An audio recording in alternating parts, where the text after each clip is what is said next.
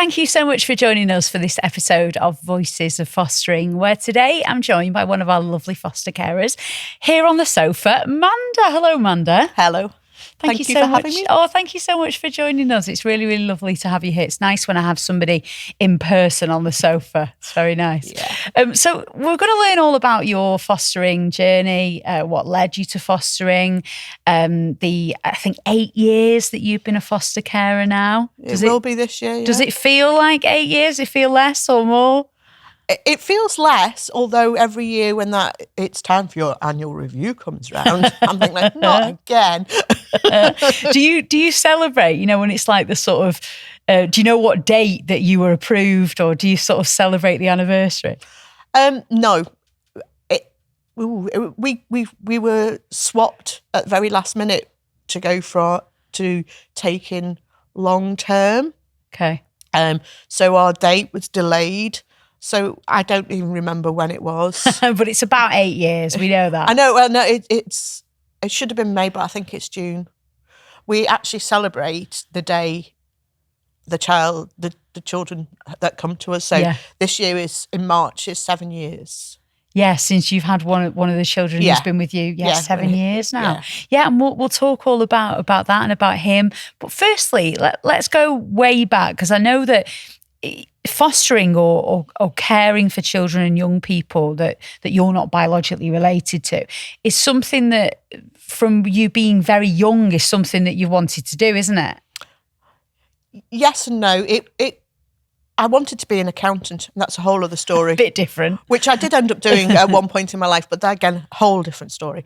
But yes, I started out at 14, 15, back in the 70s, with looking after a couple of children after school, just to earn a bit of pocket money. Yeah.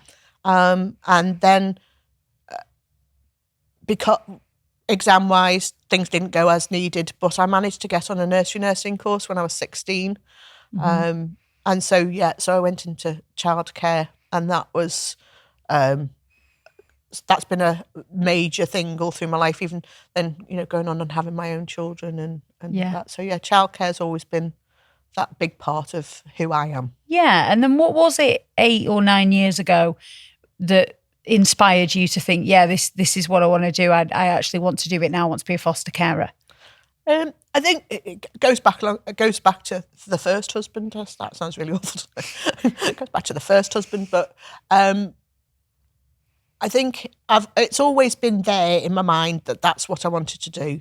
I had 3 children of my own within 4 years, and I lived abroad, and then I came back with them over 20 years ago, and we'd had a period of time. My new husband married, and the kids got through school, went to university, and I had a career in accounting and management at a charity. So I was busy doing all of that. But as the children were leaving the nest, I think my husband realised that there was something, and we went on a trip to Vegas. Oh, wow. Yeah, it was great. I didn't like it at the time, but in retrospect, it was great. He sort of said as we were crossing the road one day, when we go back, we'll look into that thing you want to do. Oh, right. That was that, and from my husband, that's a really good conversation. Yeah. So I came back, and that would have been 2016, and I Googled fostering. NFA came up. Yeah. So I sent an email off, got a phone call, went and met somebody somewhere, and then I think the person was Kaz, who became our social worker that led us through it, and then it sort of all unravelled from there. That was it. The ball was rolling. Yeah. So can you remember what the assessment was like? Did you enjoy it? I don't really remember a whole massive thing about it. I remember having to fill out forms and having to talk to people, and the kids being talked to. So for me, because I'd lived in the Channel Islands and my children grew up until they were sort of pre-teens there, all my people who knew me and my child rearing skills, and I'd had a play group and I'd been a nanny, all of those people didn't live here. So for me, I'd had to contact, I think the NFA found me a bit difficult because they'd had to contact people, and my ex-husband still lives abroad. And so they found me a bit difficult, I think, because we were trying to connect with the people who knew me.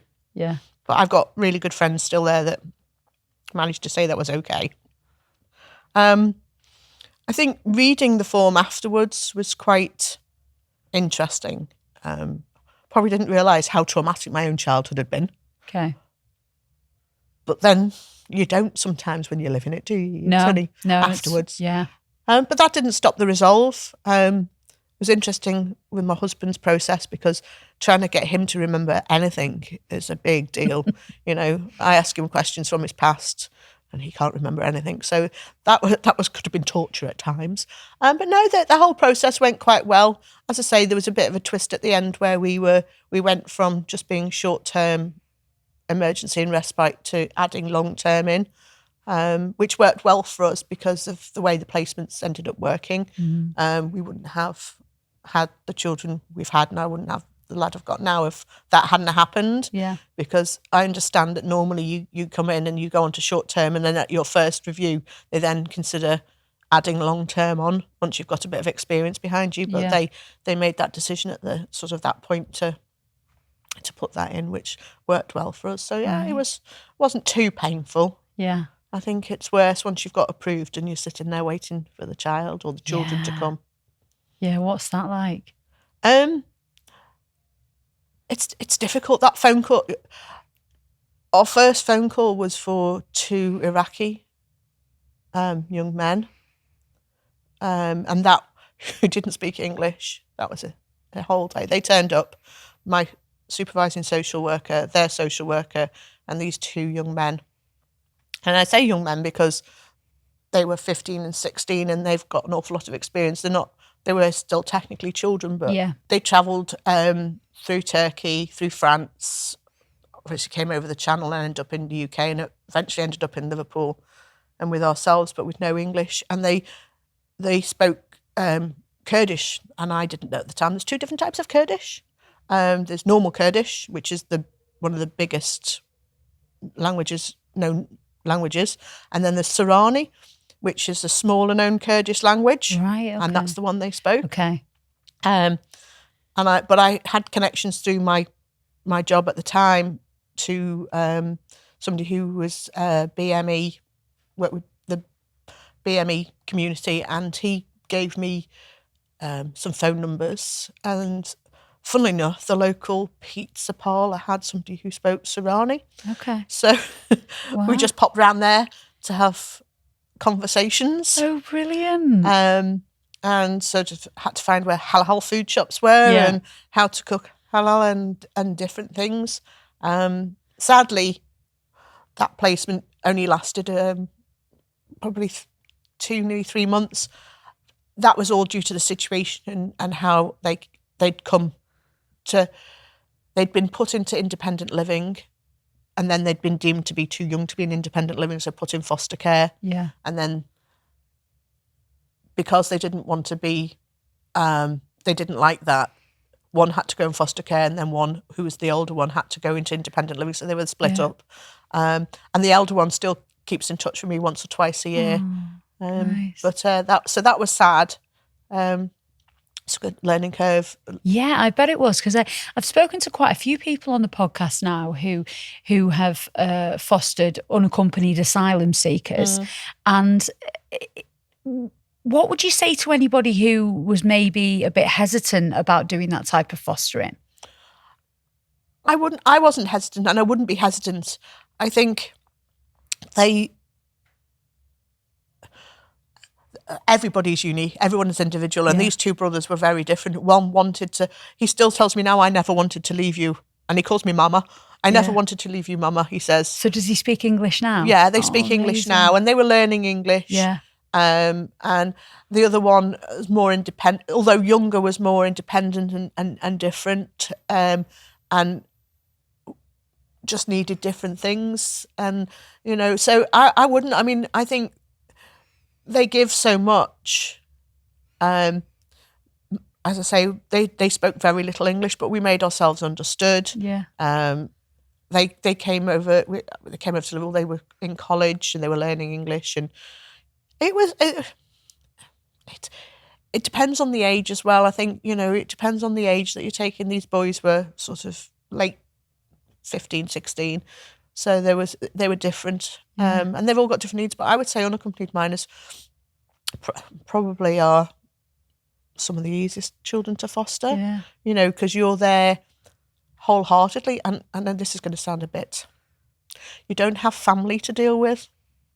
Okay, yeah. Fostering is a juggling act between yourself, the children, and their birth family. Yeah. And, although some unaccompanied asylum seekers will have family potentially in another part of the UK or another part of the world, a lot of them don't have contact with that family. So they're trying to create a new life for themselves, yeah. And with guidance and support. And, the community is very welcoming. They might not all understand, but, if you're there to support and you become part of the community, it's... So as you say, that was only a few months, but that was a few months that you'll never forget, is it? No, I also got pneumonia and ended up in hospital, but that's it. It was a few months. It was a right old few months. Yeah, Christmas Day. Oh my goodness. Yeah. And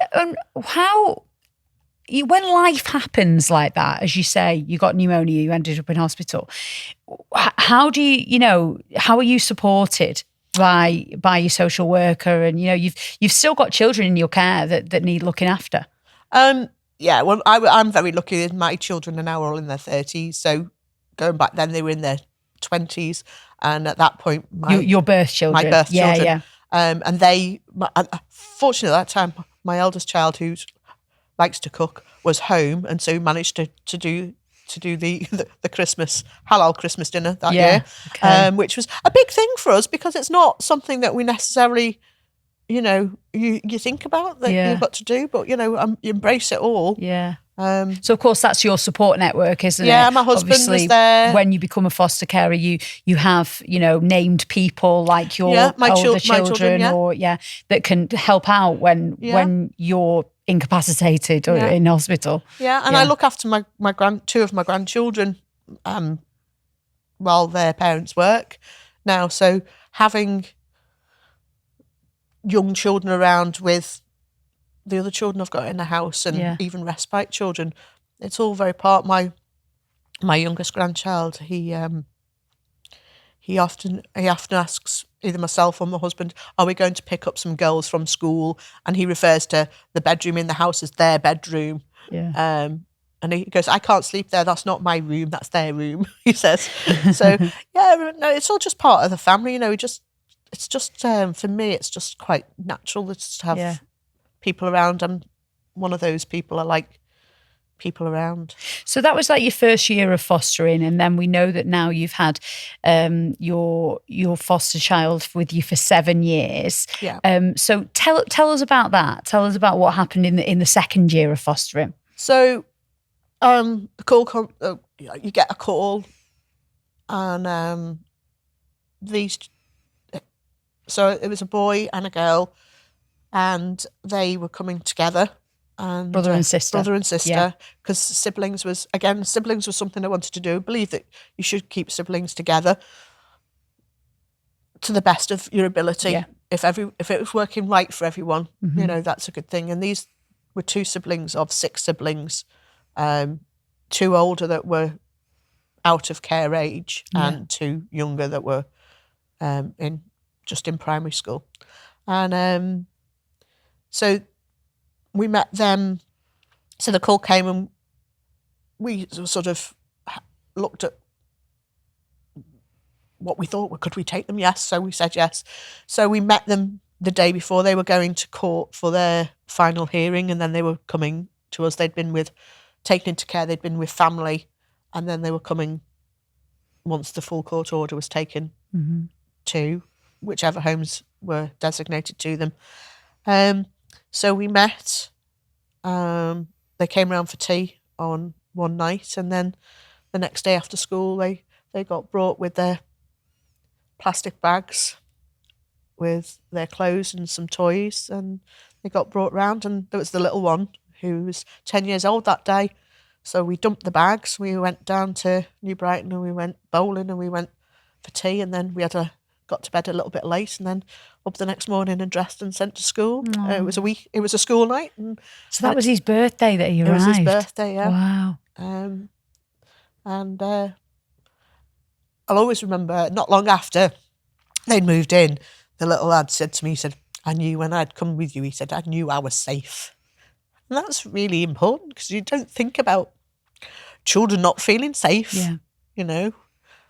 Plus the fact I gave him chocolate brownies, I think that might have been a deciding fact. Pizza and chocolate brownies, he's still that kind of a lad. So they came, and we sort of settled into getting to know them and them getting to know us. Yeah. And so we've gone from year 5 to now 6th form.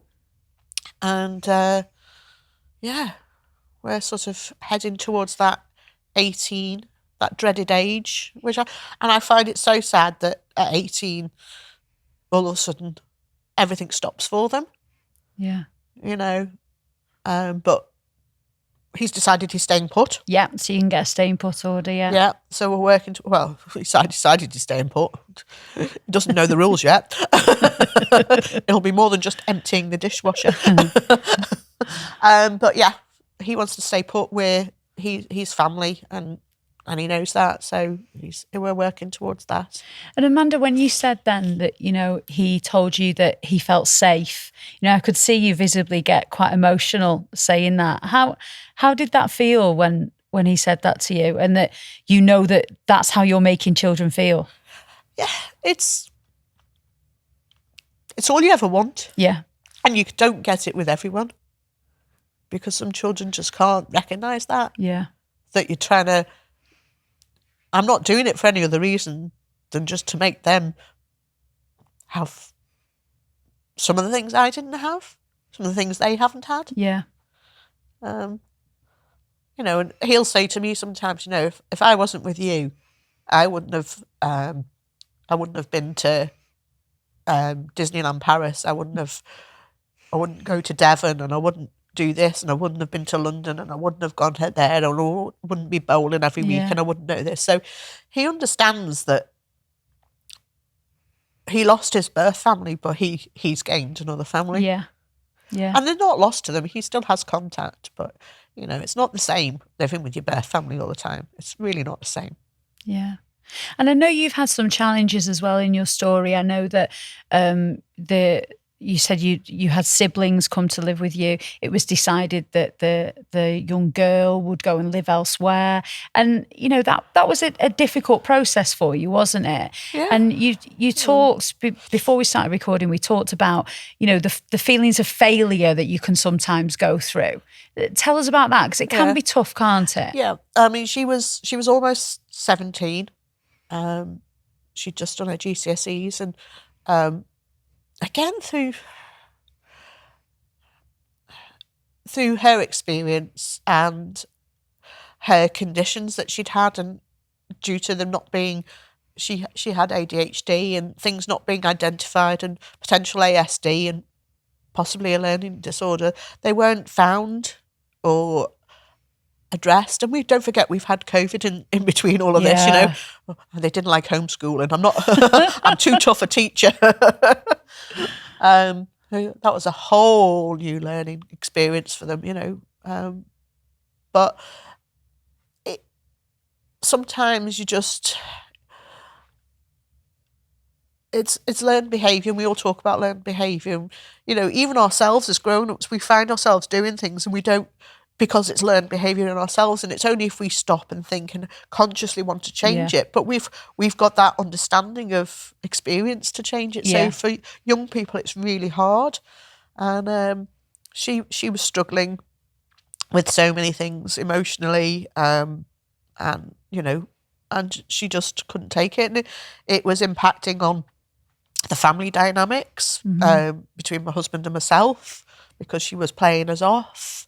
You know, as I said, we tried good cop, bad cop, good cop, and all the rest in between. But it was big impact on her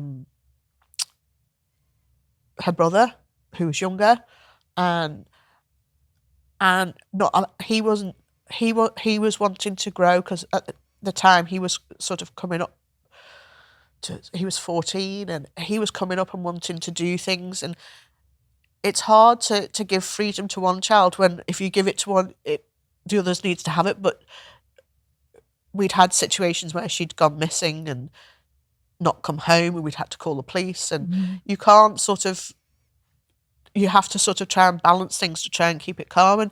And ultimately it was for his benefit. At school, there was fights. She would get into fights with him at school, and that was impacting on him. And she was impacting on any friendships he tried to make. So it was a hard situation to make. And you do feel like a failure.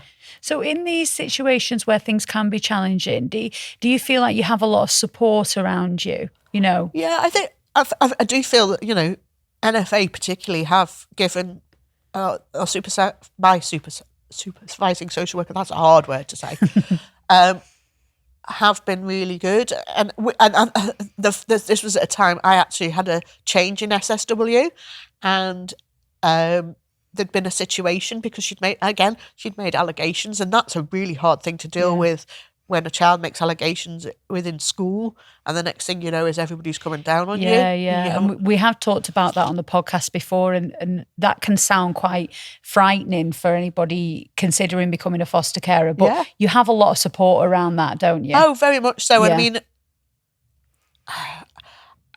I was lucky because of my relationship with my supervising social worker, and they understood me, and they know how I parent, for want of a better word, or care for the children, and they understand how I explain the behaviours, so that what was being said. And if one thing I would always say is to someone is get a good relationship with the school. Never go to the school on a negative. Always try and get to the school on a positive, because if school have got a relationship with you, and SSW have got a relationship with you, when allegations come up, whether it's from school or from yourself or however, you've got that ability that everyone knows, rather than it being just sort of suddenly whoop, what's going on here? Yeah.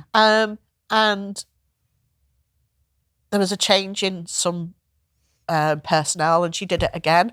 And my new social worker didn't know the history, and so she had to come right back and go back. And that was a bit of a scary moment, because you think, oh, I thought we'd been through all of this. But that was just an understanding then of how the child was reacting to things, and how she was going to go over and over and over, and she wasn't moving past things.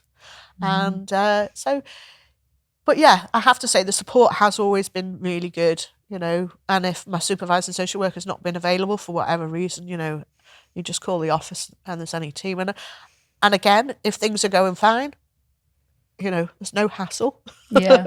We don't want hassle. We just want things to be going well. Yeah, but if there is hassle, it can always be dealt with, can't it? Oh, yeah. And it's just life, isn't it? Yeah. These things happen. And I think what I can tell from you, the overwhelming thing is that it's all worth it, because you enjoy being a foster carer so much, don't you? Yeah. And you clearly get so much from it.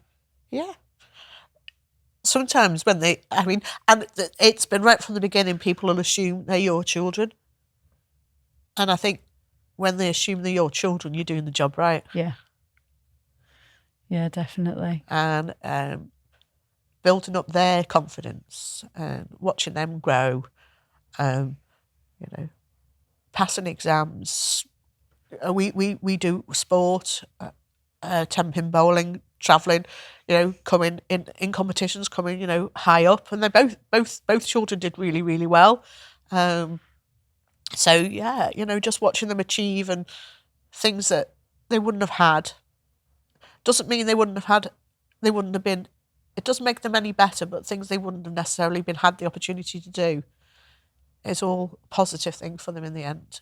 Even if you do let them go, and that's something I had to realise, is that even letting his sister go, and she might not understand, and she doesn't like me. She tells everyone she doesn't like me. And everyone that knows me thinks, well, you're not looking at it from the right angle, but that's her experience. Maybe one day, with a bit more life experience, she'll come to see it in a different way.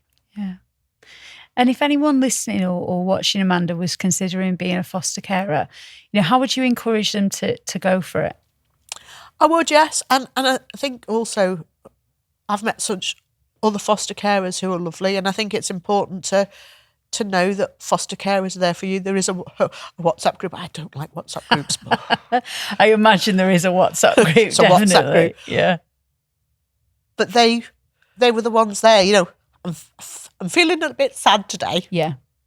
Poof, come back. Or I've got another couple of really good friends through it now, and they'll phone up. This has happened. Oh, just phone the office, tell them what's happened. Everything will be fine. You've done the right thing. Yeah. And just to know that there's somebody that, there is always somebody there.